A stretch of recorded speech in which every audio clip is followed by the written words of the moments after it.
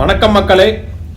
இந்த உலகத்துல எல்லாருக்கும் பொதுவான ஒரு ஆதாரமா இருக்கிறது உயிர். அந்த உயிர் இந்த உலகத்துல இருக்குன்னா அதுக்கு அடிப்படை ஆதாரமே நீர். அந்த நீருக்கும் ஆதாரமா இருக்கிறதுனா மழைக்கு கவிதை தான் இப்ப நம்ம பார்க்க போறோம். அந்த மழை இந்த உலகத்துல விழுகிறதுனால ஏற்படும் விளைவுகளை இந்த பதிவுல பார்க்க போறோம். நேரா போயிடுவோம்.